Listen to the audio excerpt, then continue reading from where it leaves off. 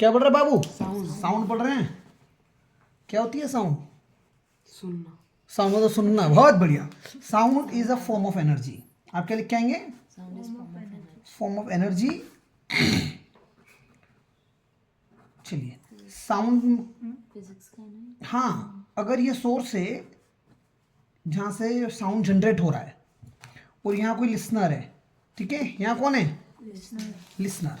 ये क्या है? सोर्स जहाँ से साउंड जनरेट हो रहा है और बीच में मीडियम है एयर। क्या है? ईयर। तो कोई मीडियम होना चाहिए, बिना मीडियम के तो साउंड ट्रेवल ही नहीं करता। Sound needs medium. मतलब अब यहाँ पर ये एयर के पार्टिकल्स हैं, इन एयर के पार्टिकल्स के थ्रू साउंड ट्रेवल करके कहाँ तक जाएगा? लिसनर तक जाएगा। तो क्या होगा? शुरू शुरू में जो पार्टिकल्स हैं वो पास पास आ जाएंगे। समझ में आ रही बात? शुरू शुरू में जो पार्टिकल्स हैं वो पास पास आएंगे। इस जोन को कहा जाएगा कंप्रेसिव जोन। या यहाँ कंप्रेशन हो रहा है, आवाज क्या होगी? पास पास, मतलब मॉलिक्यूल्स क्या हो गए? पास पास आ गए तो कंप्रेस हो गए। फिर थोड़ा आगे देखोगे तो दूर दूर दिखेंगे आपको, ठीक है? थोड़ा आगे देखेंगे आप तो दूर दूर दिखेंगे। इसको बोलते हैं रेयरफेक्शन। एक्सपांशन जोन या रेयर फैक्शन। समझ गए? ये कंप्रेशन। इस तरह से आगे फिर कंप्रेशन आ जाएगा। बात समझ में आ रही कि नहीं आ रही है? फिर रेयरफेक्शन आ जाएगा। क्लियर है मैं क्या कहना चाह रहा हूं? अब सुनना, आपका साउंड इधर ट्रेवल कर रहा था, ये क्या है? Direction of sound. Direction of sound इधर ट्रेवल कर रहा है। और पार्टिकल्स में देखो इसी दिशा में, compress, rarefaction, expansion, compression, expansion, compression, expansion, उसी दिशा में हो रहा है। So compression and expansion of medium is in the same direction of sound. जिस दिशा में साउंड ट्रेवल कर रहा है, जिस दिशा में साउंड ट्रेवल कर रहा है उसी दिशा में पार्टिकल भी वाइब्रेट कर रहे हैं, इसलिए साउंड लॉन्गिट्यूडनल वेव्स कहलाती है।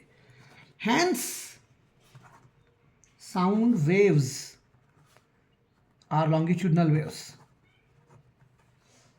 कैसी वेव्स हैं? क्यों लॉन्गिट्यूडनल है? समझ में आ गई बात? अब देखो हमने पहले ही लिख चुके हैं, साउंड को क्या चाहिए? साउंड को क्या चाहिए? तू और तेरे और मेरे बीच में अगर वैक्यूम है, बिल्कुल कुछ है ही नहीं, तो मैं बोलूंगा तो तेरे को सुनाई देगा क्या? तो क्या चाहिए फिर सुनने के लिए? आवाज चाहिए। अरे मीडियम चाहिए, आवाज चाहिए, फिर फ्रीक्वेंसी चाहिए, फिर 1 kg में 1 kg होता है, 1 लीटर होता है। क्या चाहिए? मीडियम। मीडियम मतलब एयर होगा, वाटर होगा, कुछ भी होगा। तो एयर है, वाटर मतलब लिक्विड है, और आयरन ले लो मतलब सॉलिड है। तीनों में से सबसे ज्यादा स्पीड साउंड की सॉलिड में होती है। साउंड ट्रेवल करता है सॉलिड में बहुत फास्टर रेट पर। कहने का मतलब ट्रेन आ रही है दूर से, ठीक है? ट्रेन के आने की आवाज हमने पटरी में कान लगा दिया, तो ट्रेन के आने की आवाज एयर के थ्रू पहले आएगी कि पटरी से ही हमें सुनने में आ जाएगा? पटरी से ही सुनने में पहले पता पड़ जाएगा कि ट्रेन आ रही है।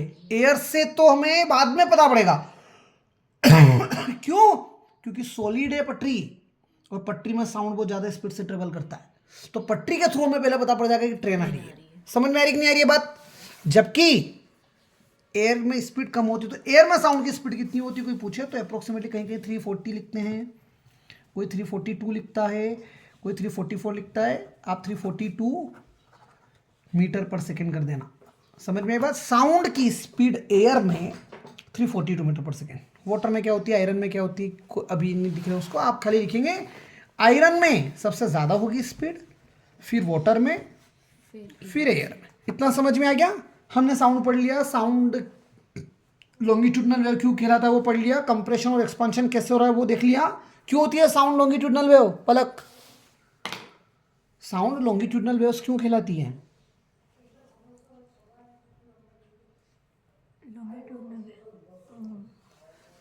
दोनों एरो एक ही दिशा में, साउंड भी इधर ही चल रहा है, कंप्रेशन और रेयरफेक्शन भी इधर ही हो रहा है, साउंड भी इधर ही ट्रेवल कर रहा है, पार्टिकल्स भी इधर ही कंप्रेस और रेयरफेक्शन हो रहे हैं। नहीं पल्ले बड़ी पिक्चर, इसलिए लॉन्गिट्यूडनल वेव। साउंड की स्पीड कहाँ ज़्यादा होगी? आयरन में। एयर में कितनी होगी?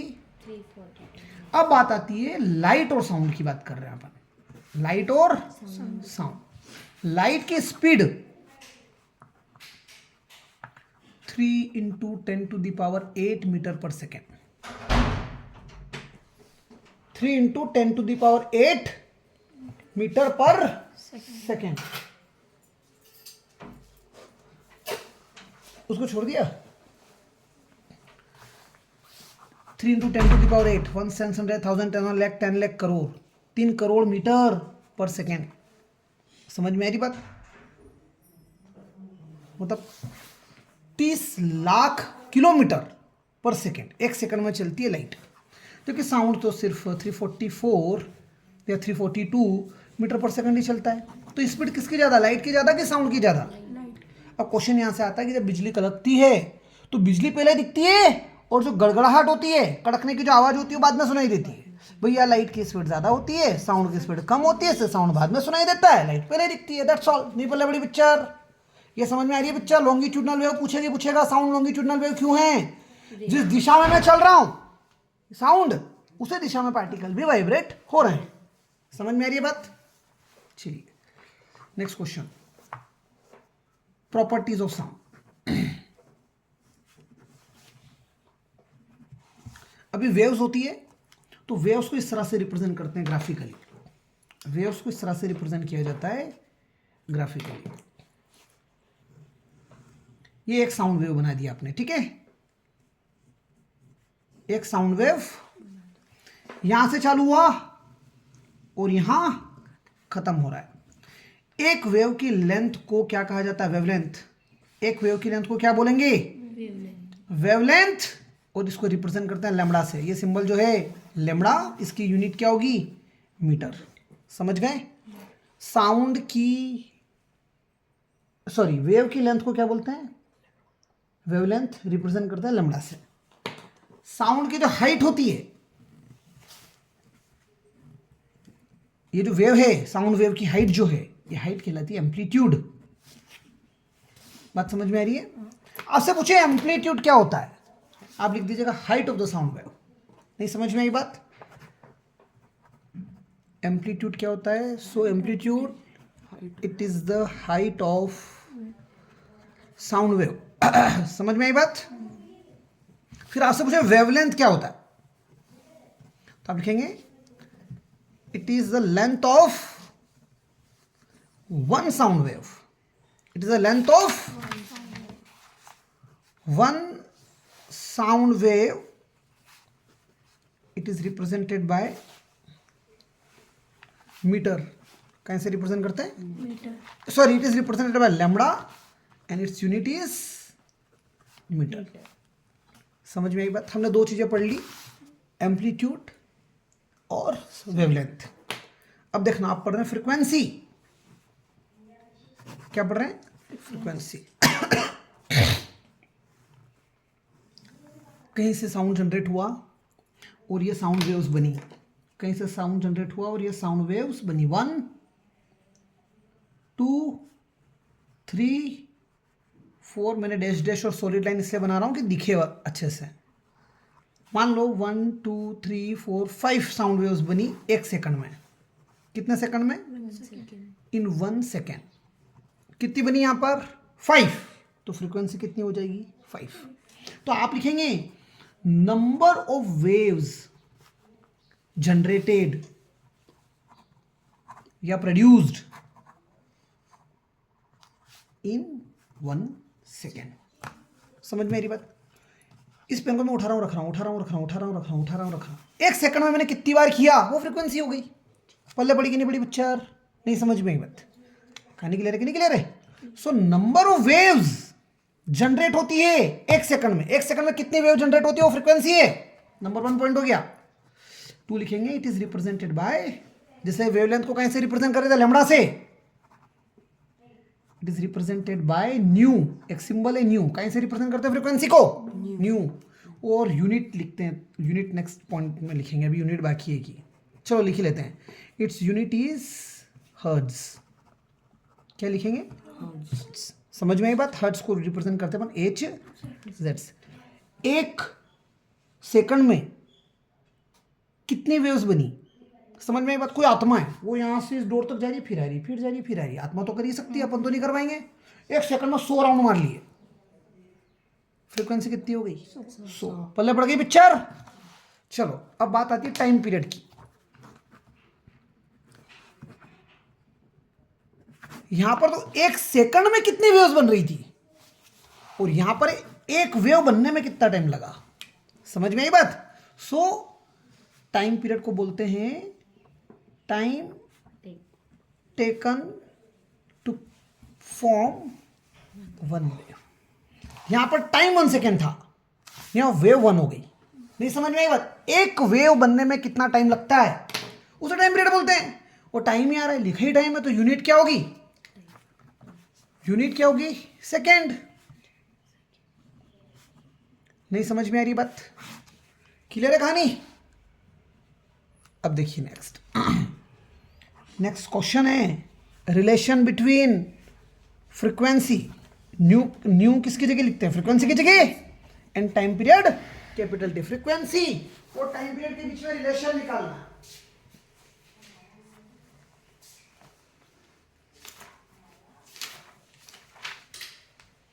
तो कैसे निकालेंगे देखना आप।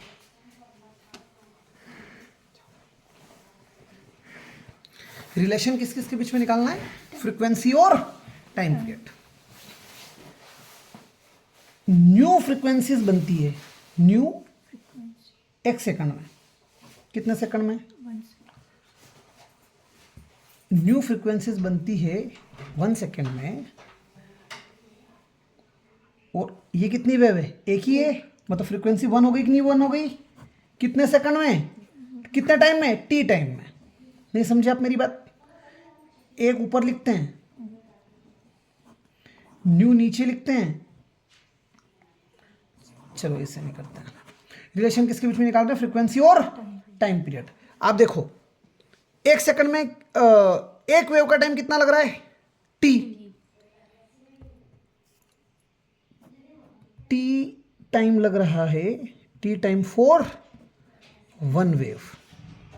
टी टाइम में 1 वेव बनती है, तो 1 सेकंड में कितनी वेव बनती है? क्वेश्चन है। तो 1 सेकंड में हमारे लिए आंसर क्या होता है? न्यू होता है। 1 सेकंड के लिए हम क्या लिखते थे? न्यू। तो 1 सेकंड में न्यू वेव बनती है। यहां पर 1 ऊपर लिखेंगे, टाइम का लिखेंगे नीचे। ऊपर वाले रिलेशन में रेसिप्रोकल कर दिया जाता है। एक ऊपर यूनिटरी मेथड पड़ी होगी कि 10 एप्पल 100 रुपए में आ रहे हैं, तो 1 एप्पल कितने में आ रहा है? तो 100 ऊपर लिखते थे, 10 नीचे लिखते थे। समझ में आ रही है बात? वही चीज करिए कि टी सेकंड थे तो 1 वेव बन रही थी, तो 1 सेकंड में कितनी वेव बनेगी?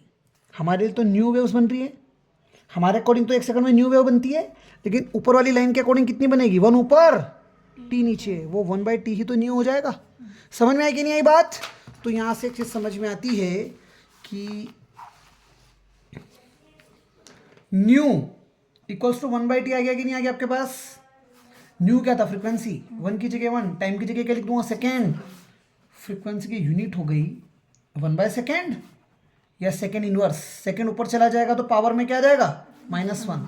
इसी को हर्ट्ज बोलते हैं, इसलिए फ्रीक्वेंसी की यूनिट हर्ट्ज लिखी जा रही थी। कहानी समझ में आई इतनी? अभी आपने क्या क्या पढ़ लिया? एम्पलीट्यूड। देखना आप वापस से, मुझे बताओ एम्पलीट्यूड कहाँ है?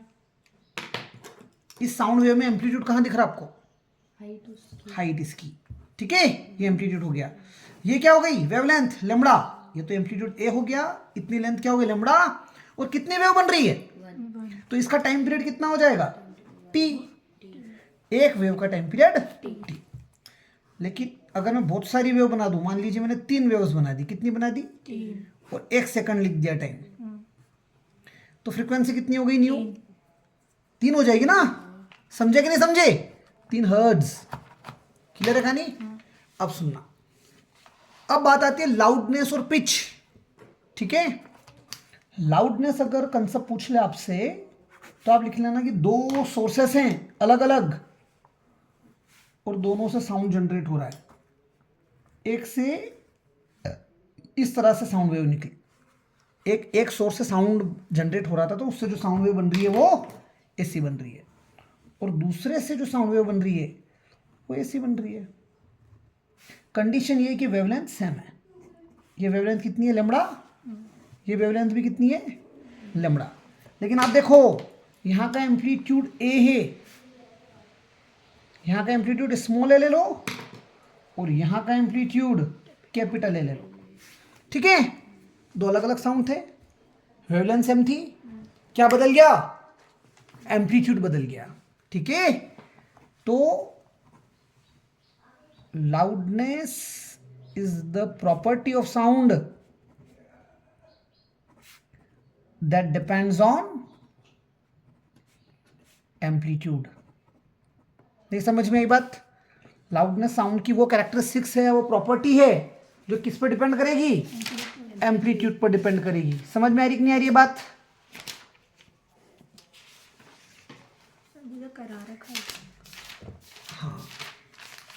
क्या नोट्स लिखे हैं, तो बहुत अच्छे से लिख रखी है सारी चीज़ें। फ्रीक्वेंसी देख ही ली थी अपन ने, हर्ट्ज वर्ड्स देखो क्या प्यारे तरीके से लिखा है। क्या डेट है, 12 जनवरी, और आज 12 फरवरी, 13 हो गई, एग्जैक्ट एक महीना हो गया। तो देखो अब लाउडनेस को मैंने कैसे समझा रखा है यहाँ पे। It is the property of sound, property लिखा ना यहाँ पर भी, हाँ, that is determined by amplitude. फिर मैंने दो साउंड वेव्स बना दी, एक का एम्पलीट्यूड ए ले लिया, एक का एम्पलीट्यूड ए डैश ले लिया, अलग अलग एम्पलीट्यूड है, वेवलेंथ सेम है, यहाँ की वेवलेंथ भी लैम्बडा, यहाँ की वेवलेंथ भी लैम्बडा। एम्पलीट्यूड अलग अलग होगा तो लाउडनेस भी अलग अलग होगी। जिसका एम्पलीट्यूड ज़्यादा उसका लाउडनेस भी ज़्यादा। तो आप क्या लिखेंगे, इसका एम्पलीट्यूड ज़्यादा है, इसका एम्पलीट्यूड कम है। किसका एम्पलीट्यूड ज़्यादा है, किसका एम्पलीट्यूड कम है पलक? इधर वाले का ज़्यादा है, क्योंकि ये कम दिख रहा है इसलिए। अरे कम है, हाइट ज़्यादा है ना, हाइट किसकी ज़्यादा है, तो लाउडनेस भी किसकी ज़्यादा होगी, एम्पलीट्यूड किसका ज़्यादा होगा, उधर ही वाले का। So more the amplitude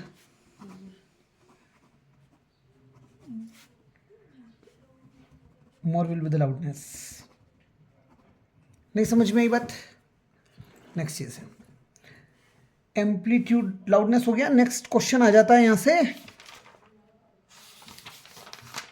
frequency हो गया, टाइम पीरियड हो गया, रिलेशन ये अभी आज ही निकाला, pitch. Next topic is pitch. अब देखना, अगेन दो अलग अलग साउंड है।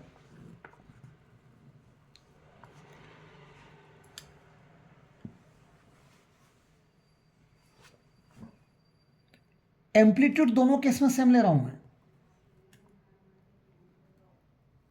ठीक है, मतलब ये हाइट जो है ये दोनों केस में सेम होगी, लेकिन इस केस में देखना हो क्या रहा है।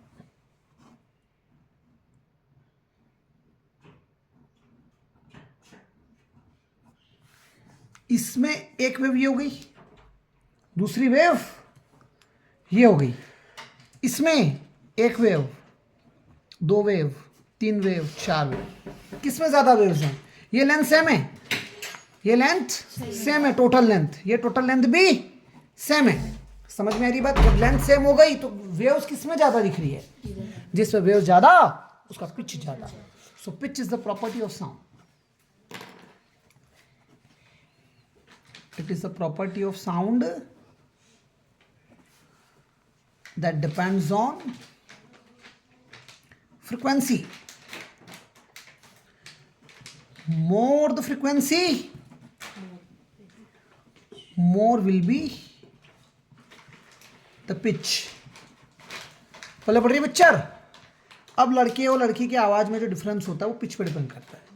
एक लड़के ने कुछ बात करी, उसकी वॉइस भी एनर्जी उतनी निकल जनरेट हो रही जितनी एक लड़की बोल रही है, लेकिन लड़की की आवाज़ में फ्रिक्वेंसी ज़्यादा होती है तो पिच भी क्या होगा, ज़्यादा होगा, जबकि एम्पलीट्यूड दोनों में सेम हो रहा होगा। अब किसी लड़के ने धीरे से बात करी, लड़का हो या लड़की हो, कोई भी व्यक्ति धीरे बात कर रहा है तो एम्पलीट्यूड कम, वो थोड़ा चिल्लाया, आवाज़ बढ़ाई तो एम्पलीट्यूड बढ़ गया, लाउडनेस बढ़ गई। समझ गए? लेकिन यहाँ लाउडनेस सेम है, क्या बढ़ गया, फ्रिक्वेंसी बढ़ जाती है। समझ में आ रही कि नहीं आ रही बात? Pitch differentiate the sound between voice of girl and voice of boy. ठीक है, अब बात आती है tone, sound of single frequency. ऐसा साउंड जिसमें एक ही फ्रीक्वेंसी जनरेट हो रही हो। समझ में आई बात? वो क्या कहलाएगी, टोन। जैसे बोलता ना म्यूजिकल इंस्ट्रूमेंट्स में टोन की बात होती है, एक ही वेव बनी हो, आपने जैसे ही हारमोनियम को ट्रिंग किया तो एक बार किया ना, एक साउंड वेव जो जनरेट हो, ऐसा साउंड जिसकी सिंगल फ्रीक्वेंसी हो, एक ही फ्रीक्वेंसी बन रही हो, नहीं समझ में आई बात, वो कहलाता है टोन।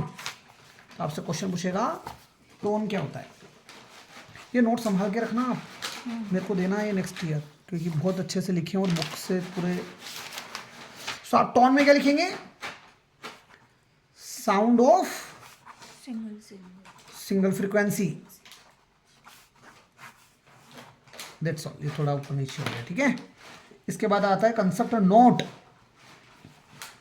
अलग अलग फ्रीक्वेंसी के साउंड जो मिक्स हो जाए, अलग अलग फ्रीक्वेंसी के साउंड जब देखो, एक तो ये फ्रीक्वेंसी है 1 2 3, एक सेकंड में 3 वेव्स बनी, एक ये साउंड फ्रीक्वेंसी, एक ये साउंड है जिसकी फ्रीक्वेंसी 3 है, एक मैं ये ले रहा हूं,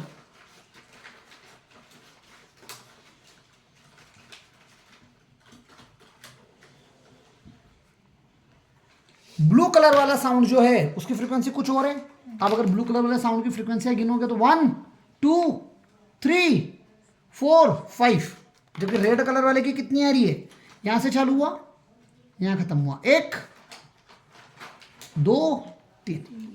तो दोनों दो साउंड की फ्रीक्वेंसी अलग अलग है कि नहीं है, और जो दोनों साउंड मिक्स हो जाए, इनसे जो नया साउंड बन रहा है उसको नोट कहते हैं। सो नोट क्या है, ये मिक्स है डिफरेंट फ्रीक्वेंसीज के साउंड का, डिफरेंट फ्रीक्वेंसीज के जो साउंड है जब मिक्स होकर सुनाई देते हैं तो वो क्या कहलाते हैं, नोट। सिंगल फ्रीक्वेंसी वाला क्या कहलाएगा, टोन। समझ में आई बात। नॉइस, नेक्स्ट क्वेश्चन पूछेगा आपसे, नॉइस क्या होती है। तो नॉइस में, नॉइस को क्या बोलते हैं, अनप्लेजेंट साउंड, अनप्लेजेंट साउंड। कहाँ है बाकी, बाकी लोग कहाँ हैं, अनप्लेजेंट साउंड, अनप्लेजेंट साउंड को हम क्या बोलते हैं, नॉइस। समझ में आ रही बात। नेक्स्ट से टिम्बर या क्वालिटी ऑफ साउंड की बात कर रहे हैं। समझ में आई बात, टिम्बर या फिर क्वालिटी ऑफ साउंड। तो टिम्बर मतलब sound that have same pitch and same loudness are differentiated by the property known as timbre। अब देखो दो साउंड है, इन दोनों साउंड में रेड कलर का साउंड दिख रहा है आपको, ब्लू कलर का साउंड दिख रहा है, ये दो लाइन दिख रही है ना कॉपी की, इसमें भी हाइट एम्पलीट्यूड की उतनी है जितनी इसमें, इसमें वेव्स कितनी बनी 1 2, इसमें भी वेव कितनी बनी 1 2, फिर भी इन दोनों साउंड में हम डिफरेंशिएट कर पाए तो उस प्रॉपर्टी को टिम्बर बोलते हैं।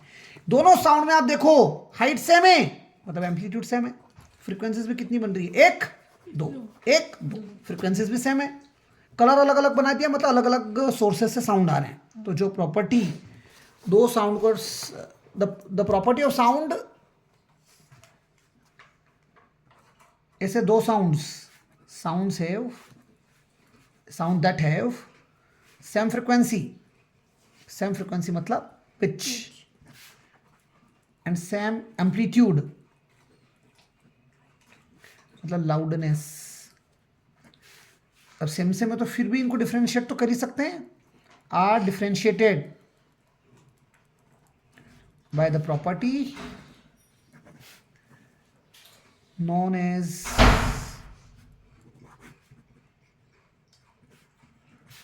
टिम्बर। टिम्बर को ही बोलते हैं क्वालिटी ऑफ साउंड। क्या क्या पढ़ लिया, साउंड वेव कैसी होती है, लॉन्गिट्यूडनल। साउंड क्या होता है, एनर्जी होती है। साउंड से जो वेव्स बनती है वो कैसी होती है, लॉन्गिट्यूडनल वेव, क्योंकि जिस दिशा में साउंड जाता है उस दिशा में पार्टिकल भी वाइब्रेट कर रहे हैं, ऑसिलेट कर रहे हैं।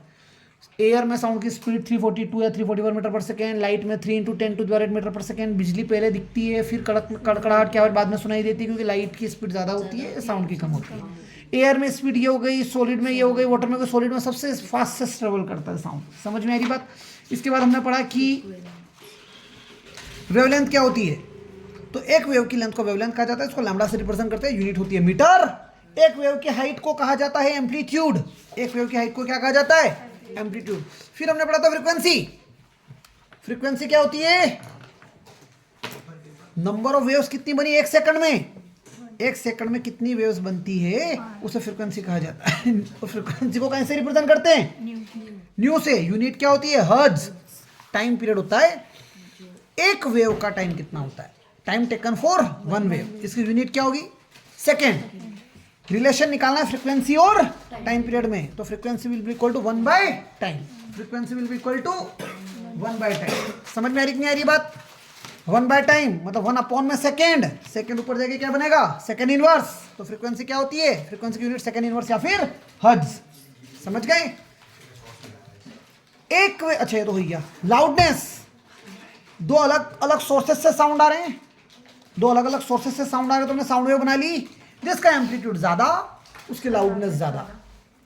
दो अलग अलग सोर्सेस से साउंड आ रहे हैं, ये लेंथ सेम है टोटल, जिसमें वेव्स ज्यादा उसका पिच ज्यादा। समझ में आ रही नहीं आ रही बात, जिसका एम्पलीट्यूड ज्यादा उसकी लाउडनेस ज्यादा, जिसमें नंबर ऑफ वेव ज्यादा उसका पिच ज्यादा। समझ में आ रही नहीं आ रही बात। नेक्स्ट, टोन क्या होता है, sound of single frequency, single frequency के साउंड को क्या कहा जाता है, टोन। नोट क्या होती है, डिफरेंट फ्रीक्वेंसी, देखो डिफरेंट फ्रीक्वेंसी के साउंड है, एम्पलीट्यूड सेम है, फ्रीक्वेंसीज अलग अलग है, ऐसे दो साउंड जब मिक्स हो जाए तो नोट। नॉइस क्या होती है, अनप्लेजेंट साउंड, जो सुनने में जिसकी अच्छा लाउड साउंड को मेजर करने की यूनिट होती है डेसिबल। तो अगर 90 dB से ज़्यादा वैल्यू है साउंड की तो वो हमारे लिए नॉइज बनेगा। समझ में आ रही बात। टिम्बर क्या होती है, टिम्बर को एक क्वालिटी ऑफ साउंड भी कहा जाता है। टिम्बर क्वेश्चन दे दे या quality of sound question they they, it will be something, ऐसा साउंड जिसकी फ्रीक्वेंसी और एम्पलीट्यूड सेम है बट क्या अलग है, फिर भी उनको अगर कोई चीज़ डिफ्रेंशिएट करती है, हाइट भी सेम है साउंड वेव का, नंबर ऑफ वेव्स भी सेम है, फिर भी अगर हम दोनों साउंड में फर्क कर पा रहे हैं, जैसे गिटार और वायलिन का साउंड एक ही धुन पर बजा रहे हो आप, मतलब उनका एम्पलीट्यूड भी सेम होगा, फ्रीक्वेंसीज भी सेम होगी, लेकिन फिर भी हम बता सकते हैं ये गिटार का साउंड है, ये वायलिन का, तो वो टिम्बर कहलाता है। टिम्बर इज प्रॉपर्टी जो दोनों साउंड को डिफरेंशिएट करती है। कहाँ निकले रहे कि निकले रहे। नेक्स्ट क्वेश्चन बहुत ही प्यारा है, वेवलेंथ, वेलोसिटी और फ्रीक्वेंसी में रिलेशन निकालना है, बहुत प्यारा प्रश्न। ठीक है, सो क्वेश्चन है relation between wavelength, velocity and frequency. हम जानते हैं क्या मैं इधर हूं, हम ये जानते हैं, वो पोल पट्टी तो खोलते ही है। स्पीड इनटू टाइम क्या होता है, डिस्टेंस। समझ में एक नहीं बात, डिस्टेंस मतलब एक वेव की लेंथ को वेवलेंथ बोलते थे, वो डिस्टेंस ही तो है, उसको मैंने लिख दिया लैम्बडा। साउंड की स्पीड को मैंने लिख दिया v, क्या लिख दिया, और एक वेव की लेंथ लैम्बडा थी, एक वेव की लेंथ लंबा सर लैम्बडा थी, तो टाइम कितना हो जाएगा, टाइम पीरियड के बराबर कैपिटल टी। समझ में आ रही नहीं आ रही बात, मैं टी को डिवाइड में ले गया, ये बची v इक्वल टू की जगह इक्वल टू लैम्बडा की जगह लैम्बडा, टाइम डिवाइड में आ गया, कहाँ पर आ गया टाइम डिवाइड में। मैं टाइम का रेसिप्रोकल कर दूं, आज ही पढ़ा, टाइम का रेसिप्रोकल क्या होता है, फ्रीक्वेंसी। 1/t को मैं क्या लिख सकता हूँ, न्यू फ्रीक्वेंसी। तो आपने क्या लिखा, लेमडा की जगह लेमडा, इस टी को साइड कर दो, 1/t लिख सकते हैं कि नहीं लिख सकते हैं, मल्टीप्लाई में 1 किया और 1/t को साइड में शिफ्ट कर दिया, सो v की जगह v, लेमडा की जगह लेमडा और 1/t को मैंने लिख दिया न्यू। सो आप देखो ये क्या आ गई, स्पीड या फिर वेलोसिटी, ये क्या आ गया वेवलेंथ, और इनटू में क्या आ गया फ्रीक्वेंसी। सो ये रिलेशन हो गया, velocity is equals to wavelength into frequency of the sound. पहले पढ़ी कि नहीं पढ़ी पिक्चर। चलिए क्वेश्चन देख लो आप, समझ में आया चैप्टर, इसको खाली मेरी नोट्स ही पढ़ लेना, मजा आ जाएगा। क्वेश्चन कुछ ऐसा है कि फ्रीक्वेंसी दे दी है आपको, फ्रीक्वेंसी दे दी हुई है 2 किलोहर्ट्ज, कितनी 2 किलो। तो सबसे पहले तो किलो मतलब 1000 होता है, तो 2000 हर्ट्ज लिख दें कि नहीं लिख दें फ्रीक्वेंसी। न्यू की वैल्यू हमारे पास 2000 हर्ट्ज है। लेमडा वेवलेंथ दे दिया 35 सेंटीमीटर, यूनिट को एसआई में बदलना पड़ेगा, सेंटीमीटर को काय में लिखूं, मीटर में, तो 35 अपॉन में 100, और यहाँ क्या आ गया मीटर। समझ में आई बात, आपको स्पीड निकालने के लिए बोल रहा है या वेलोसिटी निकालने के लिए बोल रहा है। तो आज ही पढ़ा अपन ने, स्पीड क्या होता है, स्पीड या वेलोसिटी होती है लेमडा इंटू फ्रीक्वेंसी। स्पीड या वेलोसिटी मतलब v, लेमडा मतलब 35/100 बटे में 100 क्यों लिखा? मीटर में चाहिए। मीटर में चेंज करने के लिए क्विक रिप्लाई आना चाहिए। सेंटीमीटर को मीटर में बदला। फ्रीक्वेंसी की जगह क्या लिखूंगा? 2000। 20 से 20 कैंसल। 235 में 70, एक जीरो और ये बचा। मीटर पर सेकेंड, अभी नहीं, बाद में। समझ में आ रही नहीं आ रही बात? तो 700 मीटर पर सेकेंड आ गया। कहानी क्लियर है कि नहीं क्लियर है? अब वो कह रहा है, अब इसी क्वेश्चन को आगे कंटिन्यू कर रहा है कि आपकी स्पीड आ गई। अगर साउंड चला 1.5 किलोमीटर, कितना? 1.5 किलो। तो आगे की इंफॉर्मेशन दे रहा है इसी क्वेश्चन में कि आपकी जो डिस्टेंस है वो 1.5 किलोमीटर चला साउंड। कितना चला? 1.5 किलो। 1.5 किलोमीटर मतलब 1.5 इंटू 1000 मीटर। 1.5 इंटू 1000 मीटर मतलब 1500 मीटर होता है। पहले पढ़ी नहीं पढ़ी पिक्चर? तो टाइम निकालो कि साउंड कितनी देर के लिए ट्रेवल कर रहा है। तो हम जानते हैं स्पीड इंटू टाइम डिस्टेंस होता है। स्पीड आप निकाल चुके हो। फ्रीक्वेंसी दे दे, लेमड़ा दे दे, तो हम स्पीड निकाल सकते हैं। स्पीड आ गई, स्पीड दे दी, डिस्टेंस दे दिया, टाइम निकाल देंगे कि साउंड कितनी देर तक ट्रेवल कर रहा है। स्पीड की जगह 700, टाइम की जगह t, डिस्टेंस की जगह 1500। 700 आप डिवाइड में लेके आ जाओ। 1500 डिवाइडेड बाय 700, ये टाइम हो गया। 2 जीरो से 2 जीरो, 15 से को काटेंगे 7 से, तो अप्रोक्सीमेटली 2.1 सेकेंड। पहले पढ़ी कि नहीं पढ़ी पिक्चर? नेक्स्ट क्वेश्चन है इको। नेक्स्ट कंसेप्ट है इको। क्या बोलता है इको? यहां कोई व्यक्ति है जो बोल रहा है, ये पहाड़ है, समझ में आ रही बात? ये गया ओरिजिनल साउंड, ये ओरिजिनल साउंड जा रहा है, वापस से साउंड दीवारों से टकरा के इसको सुनाई दे रहा होगा। जो साउंड रिटर्न आ रहा है वो रिफ्लेक्टेड साउंड है। कैसा साउंड है? रिफ्लेक्टेड। ये जो रिफ्लेक्टेड साउंड है ना, इसी को इको कहा जाता है। आपसे पूछे इको क्या है, तो आप डायग्राम बना दो। Original sound, when original sound strikes, किसी सरफेस को स्ट्राइक करता है, पहाड़ हो गए या ऑडिटोरियम की दीवारें हो गई, वहां से टकरा के जो वापस साउंड हमें सुनाई दे रहा है। कोई व्यक्ति, वो एक मूवी है उसकी, कौन सी है यार, मैं भूल रहा हूँ ना, तो उसमें सलमान खान पागल हो जाता है, पहाड़ों में जाके चिल्लाता है, फिर वो समझ में, माया, पहाड़ों से आवाज आती है, माया माया माया। समझ में मेरी बात? जो वापस रिपीट आवाज सुनाई दे रही है वो क्या है? इको। पहले पढ़ रही है पिक्चर? तो इको जो रिफ्लेक्ट होकर साउंड आता है, जो हमें सुनाई देता है, उसे बोलते हैं इको। अब आप देखना, टाइम डिफरेंस इको सुनने के लिए ओरिजिनल साउंड और रिफ्लेक्टेड साउंड में जो टाइम डिफरेंस चाहिए वो होना चाहिए 0.1 second.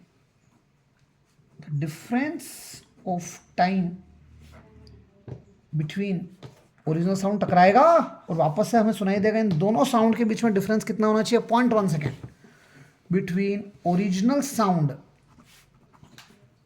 And reflected sound need to be 0.1 second. समझिए, समझे कि नहीं समझे? कहानी क्लियर है? तो अब यहां से लॉजिक समझ रहे हैं। आपने आज पढ़ा एयर में साउंड की स्पीड होती है, स्पीड ऑफ साउंड 344 मीटर पर सेकेंड। टाइम दे रखा है 0.1 सेकेंड। समझ गए? 0.1 में गया भी और आया भी, टोटल साउंड का जाना भी और आना भी दोनों ही 0.1 सेकेंड में होना चाहिए। तो डिस्टेंस निकाल रहे हैं हम। डिस्टेंस होता है स्पीड इनटू टाइम। स्पीड कितनी है? स्पीड साउंड की 344, टाइम कितना है? 0.1। तो डिस्टेंस कितनी आ गई? 344 का मल्टीप्लाई 0.1 में करेंगे तो 34.4 मीटर। पर ये तो टोटल डिस्टेंस है, ये जाना प्लस आना दोनों आ गया। समझ गए? क्योंकि जाना और आना दोनों का टाइम है वो टोटल 0.1 सेकेंड। तो टोटल डिस्टेंस कितनी आ गई? 34.4। इस डिस्टेंस को 2 से डिवाइड कर दो। 34.4 को 2 से डिवाइड करोगे तो 17.2 मीटर आएगा। मतलब कम से कम एक व्यक्ति के और जो सरफेस है जहाँ से साउंड टकरा के आ रहा है, उनके बीच की दूरी कितनी होनी चाहिए? 17.2 मीटर। नहीं समझ में आई बात? अब हॉल वगैरह में क्या होता है, बड़े बड़े टॉकीजेस, ऑडिटोरियम में जो नया भवन बनता है, उसमें अपन जाके बोलते तो आवाज़ें गूंजती है। वो जो आवाज़ गूंज कर वापस सुनाई दे रही है ना, उसी को इको कहा जा रहा है। तो आप मूवी देखने गए या ऑडिटोरियम में कोई प्रोग्राम चल रहा है, माइक में कोई बोल रहा है, तो आवाज़ें रिपीटेड आएगी। पहले जो बोला वही आवाज़ वापस से सुनाई दे रही है, तो आगे उसने क्या बोला वो सब साउंड मिक्स हो जाएंगे कि नहीं हो जाएंगे? और जब डिफरेंट फ्रिक्वेंसीज के साउंड मिक्स होते हैं तो क्या बनता है? नोट। ठीक है, तो हम क्या चाहते हैं, जो सुन लिया वो वापस से सुनाई ना दे, आगे की बात सुनाई दे। तो दीवालों को हम कहीं से कवर करेंगे? जो रिपीटेड साउंड सुनाई दे रहा है आपको माउंटेन एरिया में, जो साउंड रिफ्लेक्ट होकर आया उसको तो इको कह रहे हैं, फिनोमिना को क्या बोल रहे हैं? फिर इस तरह से रिपीटेड रिफ्लेक्शन हो किसी बिग होल में या माउंटेन में, इसे रिवर्बरेशन कहा जाता है। क्या कहा जाता है? रिवर्बरेशन। तो आपसे पूछे रिवर्बरेशन क्या होता है, तो repeated reflection of sound, repeated reflection of sound in big hall और in mountain area is called reverberation. तो आपसे पूछेगा भैया रिवर्बरेशन मतलब साउंड टकरा के बार बार सुनाई दे रहा है, कैसे रिड्यूस करोगे? तो पहला पॉइंट है साउंड प्रूफ मटेरियल लगा दो। जहाँ म्यूजिक वगैरह रिकॉर्ड होते हैं ना, वहाँ पर दीवारों पर थर्माकोल या साउंड एब्जॉर्बिंग मटेरियल लगाते हैं, दीवारों को छूते तो सॉफ्ट लगती है। क्यों? क्योंकि वो मटेरियल ऐसा लगा रहा है कि वो पूरा साउंड क्या करेगा? एब्जॉर्ब कर लेगा, तो साउंड को रिफ्लेक्ट नहीं होने देगा। समझ में आई कि नहीं आई बात? चलिए क्वेश्चन पर आ जाइए।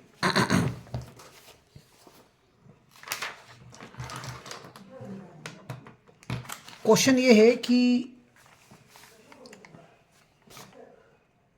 ये क्या बना दिया अपन ने? नहीं 11.2 तो फिर डायग्राम में क्या बना रखा है?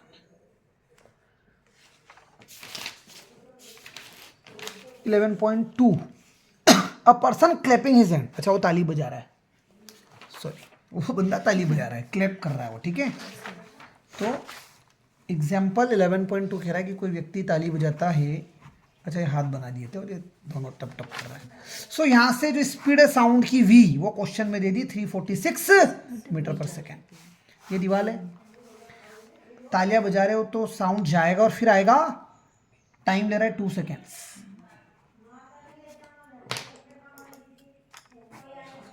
वन सेकेंड जाने का, 1 सेकेंड आने का। समझ? तो हम डिस्टेंस पढ़ चुके हैं। हमें डिस्टेंस निकालनी है कि ये दीवार से आवाज़ टकरा कर आपको कितनी देर बाद सुनाई दे रही है? 2 सेकंड के बाद सुनाई दे रही है। टाइम को आधा कर दो, एक जाने का एक आने का। तो डिस्टेंस होती है स्पीड इनटू टाइम। समझ में आई कि नहीं बात? स्पीड साउंड की कितनी दे दी? 346। और टाइम को 1 सेकंड लेंगे, 2 सेकंड नहीं लेंगे, सिर्फ जाने के ही लेंगे, तो ये आ गया 346 मीटर। पहले बड़ी बात। नेक्स्ट क्वेश्चन है रेंज ऑफ हियरिंग। क्या क्वेश्चन है? Range of hearing. क्या बोलता है रेंज ऑफ हियरिंग? इंसानों की बात करें अपन, ह्यूमंस 20 हर्ट्ज से ऊपर का साउंड सुन सकता है। More than 20 hertz. हर्ट्ज किसकी यूनिट हो गई?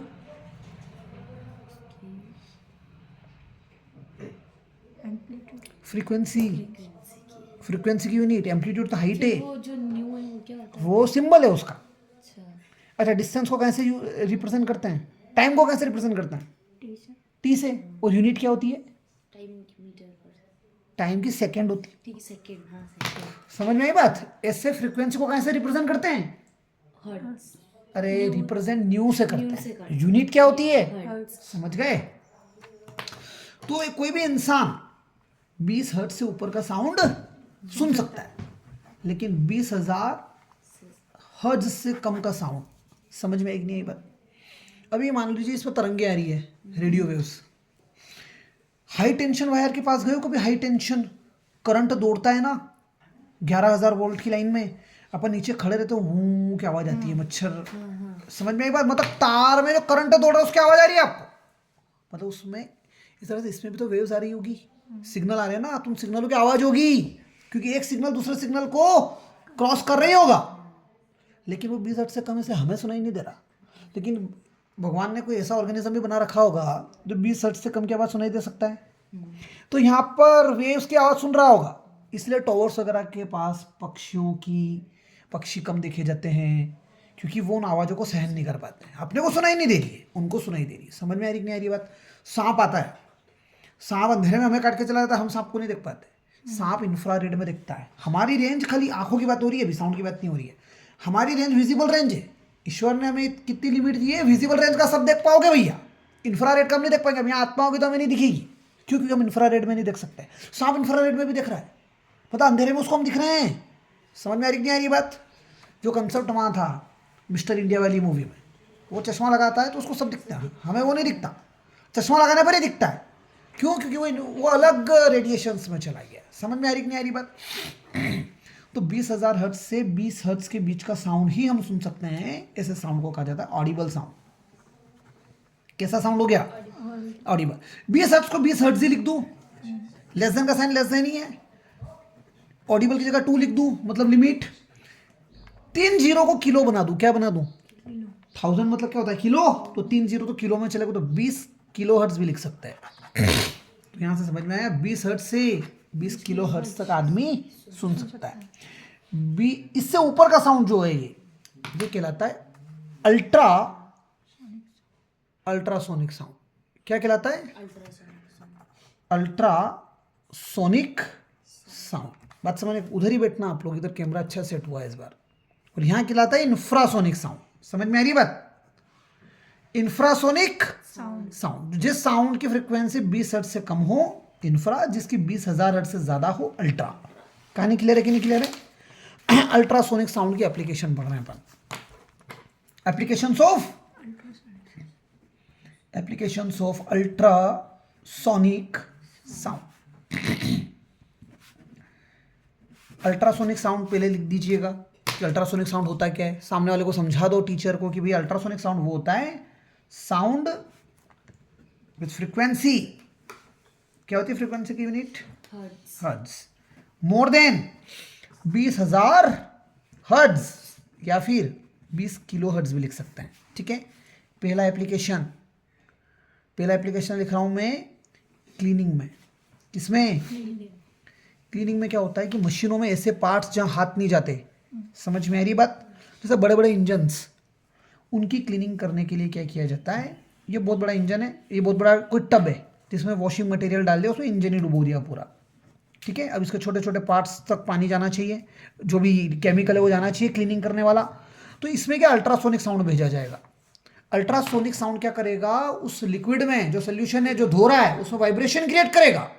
वो वाइब्रेशन हर कॉर्नर में जाके उसको क्लीन कर देगा। नहीं समझ में आ रही बात? तो अल्ट्रासोनिक साउंड काय में काम आता है? क्लीनिंग में काम आता है। नेक्स्ट, अल्ट्रासोनिक साउंड ओशन की डेप्थ मेजर करने में। समझ में आई बात? ये आपके बुक में नहीं है बट मैं लिख रहा हूं, to measure the depth of ocean. कैसे लिख कर आइए, जो बुक में नहीं है वो एक्स्ट्रा चीजें हैं, इंप्रेशन पड़ता है इसका। तो ये जहाज है, जहाज के नीचे कोई सोर्स लगा दिया हमने। एक तो लगा दिया सोर्स, क्या लगा दिया? सोर्स। और दूसरा लगा दिया डिटेक्टर। अब ये समुद्र की सतह है नीचे की, ये पानी भरा हुआ है। आप देखो कि सोर्स ने साउंड भेजा। कैसा साउंड भेजा? Ultrasonic sound. टकरा के डिटेक्टर के पास आ गया, डिटेक्टर ने उसको डिटेक्ट कर लिया। पानी में हम साउंड की स्पीड ले लेंगे। देखिएगा ये साउंड जा रहा है, हाथ क्लैपिंग वाला क्वेश्चन है ना। मान लो ये जहाज था, जहाज से साउंड गया, टकरा के फिर आया। मान लो 2 सेकंड लगे टोटल, 1 सेकंड जाने का लगा, 1 सेकंड आने का लगा। और पानी में स्पीड फॉर एग्जांपल यही मान लो ये एयर में है, तो हम ये वाला फॉर्मूला लगा के डिस्टेंस निकाल पाएंगे कि नहीं निकाल पाएंगे? टोटल टाइम को 2 भागों में बांट देंगे, एक जाने का और एक आने का। डिस्टेंस होता है स्पीड इनटू टाइम। जो भी वाटर के अंदर साउंड की स्पीड होती है वो यहाँ लिख दीजिएगा। एक बार का टाइम लिख दीजिएगा, सिर्फ दो बार का टाइम देगा टोटल, मतलब टाइम को हाफ करके लिख दीजिएगा। स्पीड का मल्टीप्लाई टाइम में कर दीजिएगा, आपको समुद्र की डेप्थ पता पड़ जाएगी जहां जहाज खड़ा हुआ है। हर जगह समुद्र की डेप्थ अलग अलग होती है, पहले बड़ी कि नहीं बड़ी, पिक्चर एक जैसी नहीं होती उसकी सतह। समझे कि नहीं समझे?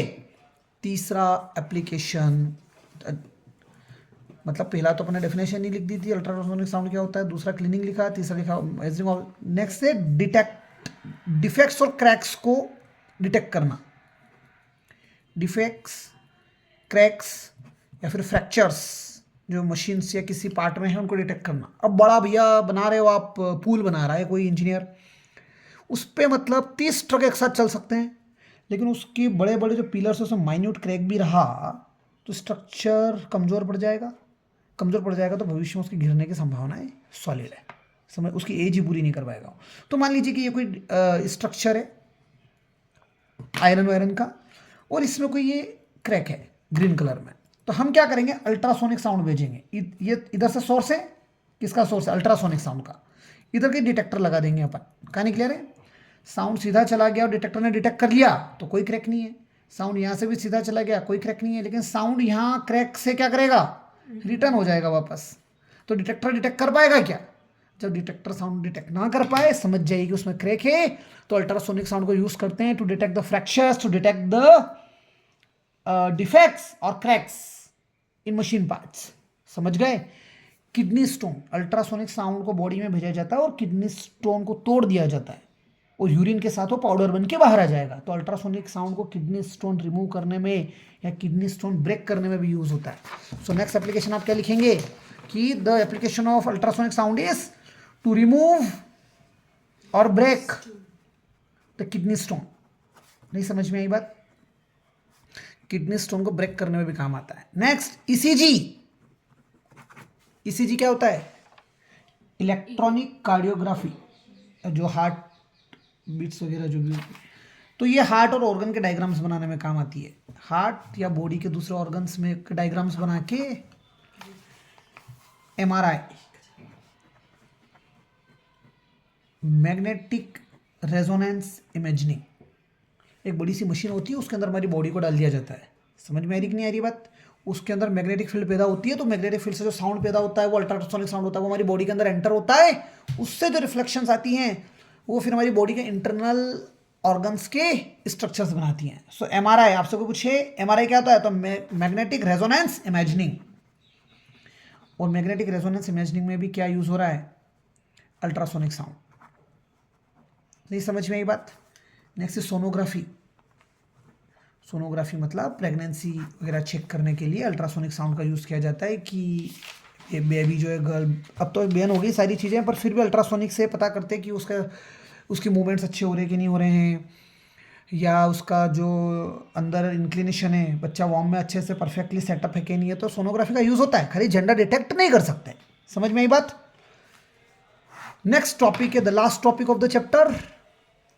एक दिन में साउंड खत्म कर दिया था मैंने, तेरा को वाह यार भैया, आपकी बात ही अलग है सर। बिल बहुत अलग है, अपनी तो बात ही अलग है। Uses of multiple reflection of sound. बस कुछ बच्चे काम पे लग जाए ना मेरे कहने पे, तो मेरी बात और अलग हो जाए, पर क्या करें आप। बिस्तर पे लेटा दो भाई पूजान, यस सर। बिस्तर पे लेटा दो, गद्दे का क्या काम है। Uses of multiple reflection. बोरे पढ़ ले रहे बोरे, पेपर देना था, पेपर देके ही घर भेजूंगा। दे देंगे ना किधर है? Uses of multiple reflection of sound. Multiple reflections क्या हैं साउंड के यूजेस? तो हॉर्न,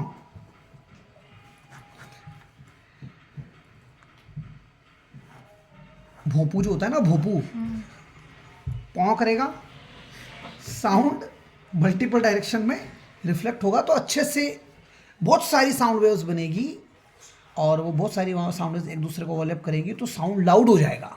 समझ में एक नहीं आई बात? तो यहाँ पर देखिए जो साउंड जनरेट हुआ उसकी बहुत सारी वेव्स एक दूसरे को वो कर रही हैं, एक दूसरे के ऊपर क्या हो रही है, बड़ी भूल गया मैं, ठीक है, ओवरलैप हो रही हैं, ठीक है। और एक साउंड जो जनरेट हो रहा है, यहाँ पर मल्टीपल रिफ्लेक्शन हो रहा है। नेक्स्ट बड़े ऑडिटोरियम्स में, ये एक हॉल है, कोई व्यक्ति यहाँ स्टेज पर खड़ा है, माइक में बोल रहा है, अब वो बोलेगा तो बहुत सारे लोग बैठे हुए हैं, अलग अलग कॉर्नर, 100-200 लोग बैठे हैं महफिल में। तो बड़े ऑडिटोरियम में डॉम इस तरह से बनाए जाते हैं ताकि जो व्यक्ति बोल रहा है उसका साउंड छत तक जाए, रिफ्लेक्ट होके हर कॉर्नर तक पहुंच पाए, हर व्यक्ति को साउंड सुनाई। ये समझ में आई बात? इसलिए ऑडिटोरियम में जो डॉम होता है ना, वो ऊपर से कर्व्ड होता है, हेमिस्फेरिकल, वो सिलेंड्रिकल, मतलब समझ में आ रही नहीं आ रही बात? क्यों होता है, समझ में आई पिक्चर?